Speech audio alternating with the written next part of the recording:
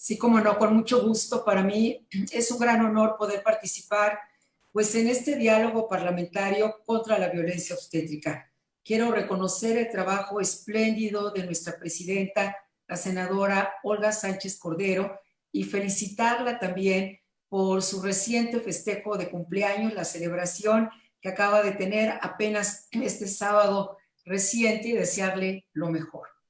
Al mismo tiempo me siento muy honrada de esta invitación, esta convocatoria, porque sé que nos acompañan y agradezco mucho esta transmisión al canal del Congreso y a otras fuentes de difusión a través de las redes sociales. Nos acompañan mujeres y hombres verdaderamente expertas y expertos en la materia.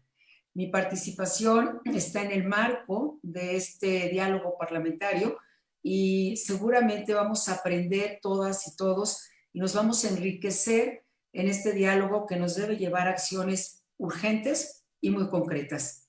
Tenemos muchas personas destacadas, entonces, si me permite, no quisiera obviar a ninguna de ustedes, pero nuevamente reitero mi gratitud y mi gran reconocimiento. Quiero empezar por un testimonio, porque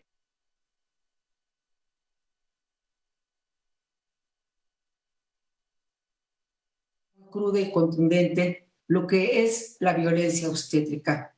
Un testimonio del Centro de Información para Decisiones de Salud Pública dice lo siguiente: pregunté por la causa de la muerte de mi bebé, pero no quisieron darme ninguna explicación. Recuerdo vagamente que me dio una hoja de papel para firmar y tomó mi mano para poner mi huella digital sin ninguna explicación. La violencia obstétrica se entiende como aquella que es ejercida por personal de salud hacia las mujeres embarazadas o en labor de parto y que de alguna o muchas maneras refleja las deficiencias del sistema de salud. No solamente esta es la única causa. Las expertas y expertos que aquí nos acompañan darán cuenta de muchas de las causas que ha llevado a esta violencia obstétrica y que es nuestro deber, por un lado, visibilizar, por otro, tomar acciones de prevención y de corrección y también, por supuesto, evitar que la impunidad respecto a la violencia obstétrica continúe. Pero la visibilización es fundamental para que esta violencia, como ha sucedido con otras en el país, no vaya por un camino de normalización.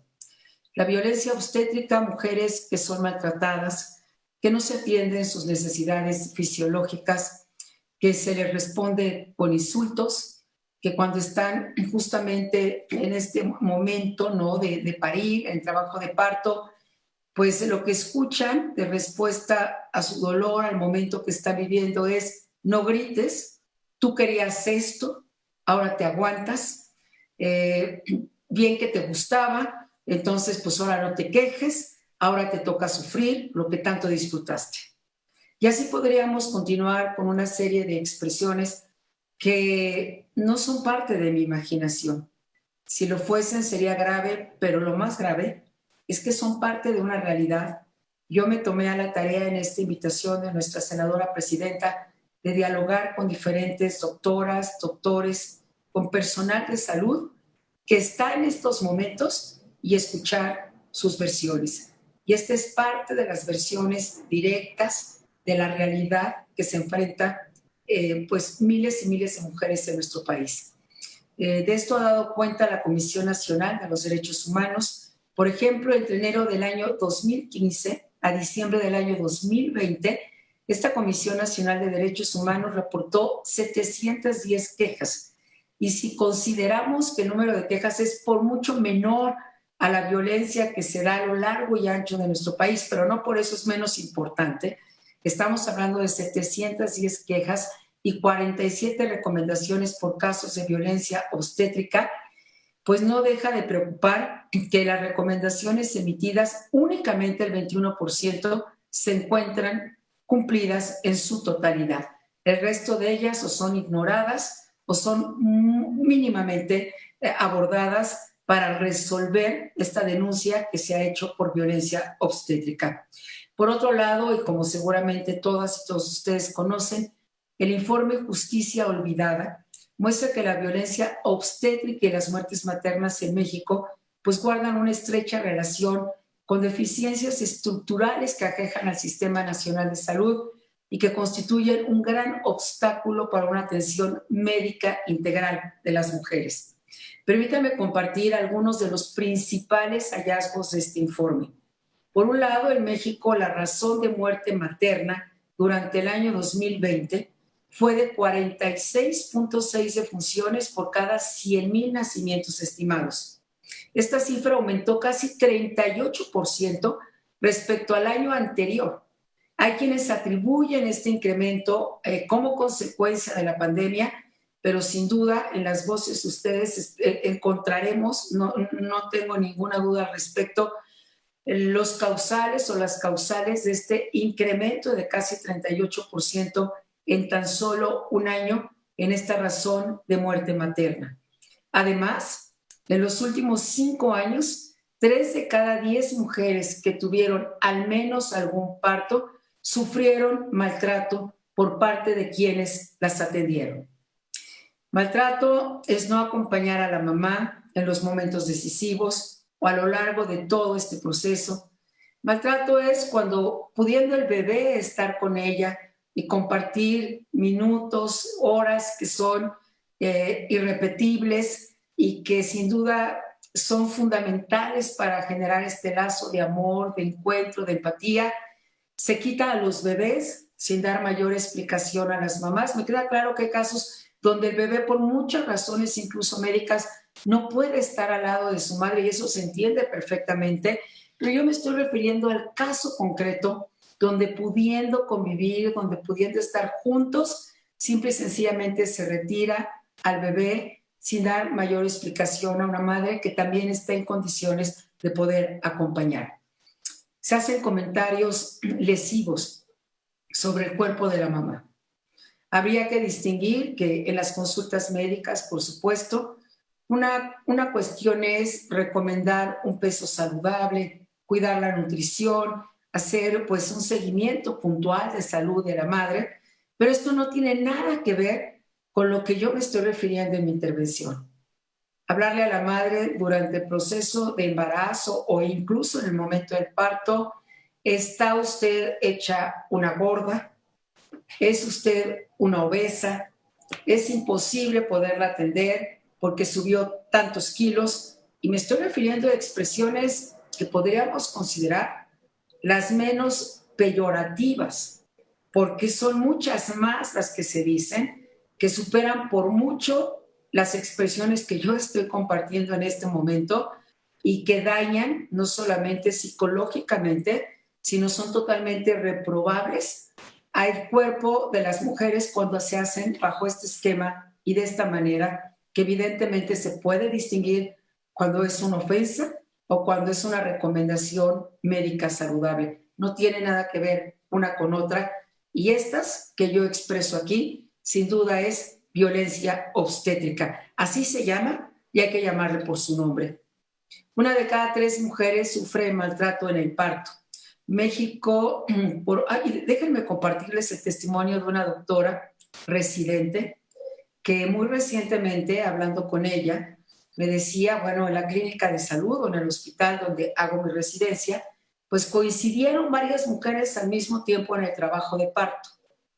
Una de ellas estaba sufriendo de manera mucho más intensa y entonces yo le tomé de su mano y le empecé a acariciar un poco su mano tratando de dar consuelo, diciéndole, no estás sola, aquí estoy.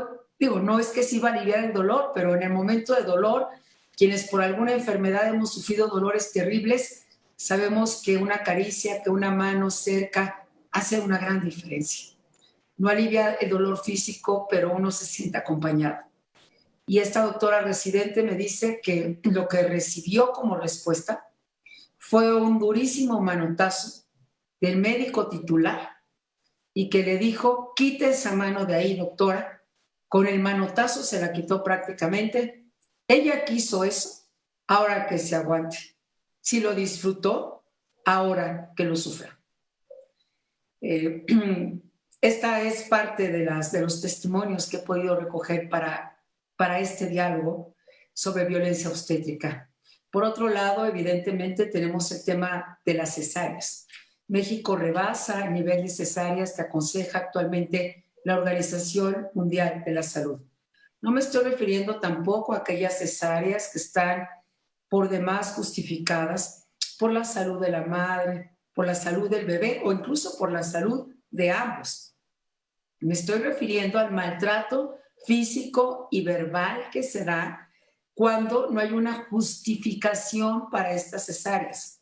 En México, de los 3.7 millones de mujeres a las que se les practicó este procedimiento quirúrgico, más del 10% de ellas no fue informada de la razón por la cual se iba a practicar una cesárea. Reitero, están fuera de toda discusión las cesáreas que tienen como propósito la recomendación o la justificación de la salvaguarda de la vida, de la salud, de la madre, del bebé, y que incluso hay voluntades de ciertas mamás de decir yo quiero un parto natural, pero que después de muchas horas de sufrimiento, el doctor en responsabilidad y con ética va y explica que no es posible porque esto está generando o un grave riesgo o un sufrimiento innecesario.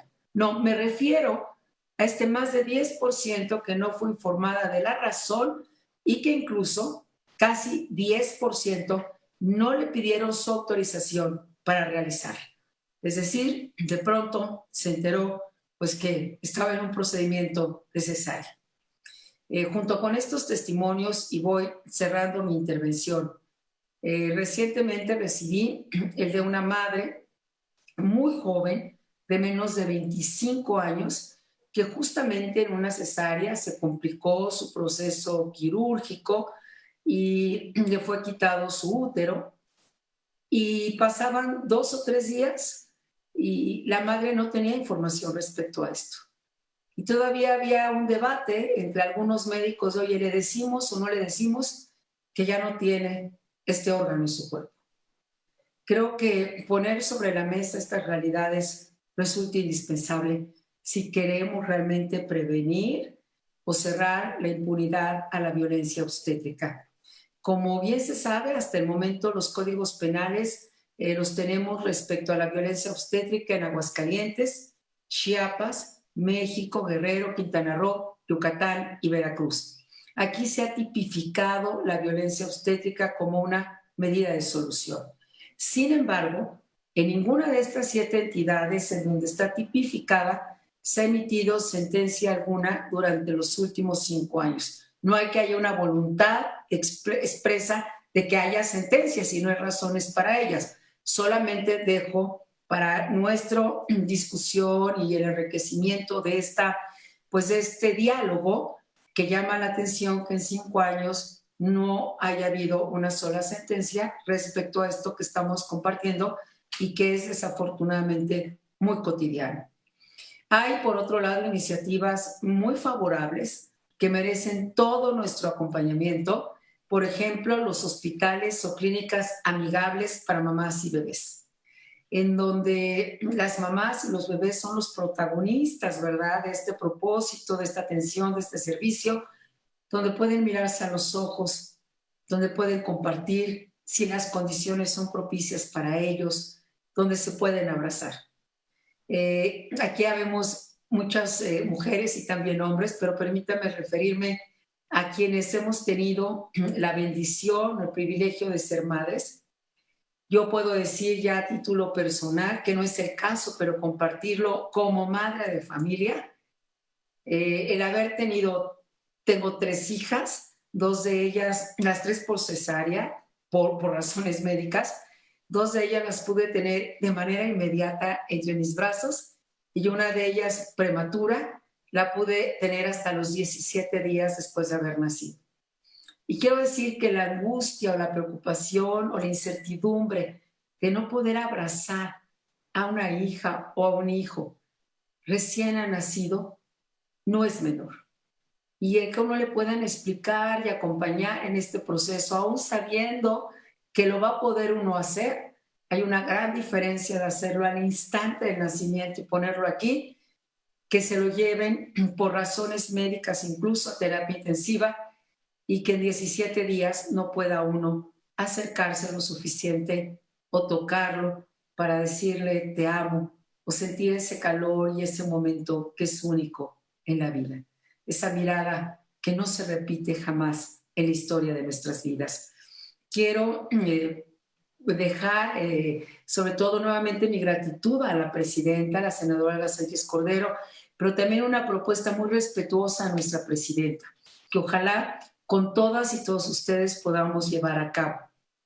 En mi experiencia, cuando se visibilizan los casos, como es el propósito de este diálogo, cuando se habla de las realidades, de las experiencias, de los aprendizajes, nos vamos haciendo mucho más sensibles y conscientes, y a la luz de esta mayor conciencia es mucho más probable que podamos pues enfrentar esta violencia obstétrica y disminuirla de manera significativa, o incluso, que ese debiese ser el propósito, borrar esta violencia obstétrica y que no siga siendo parte de la vida de nadie, de ninguna mujer, de ningún bebé.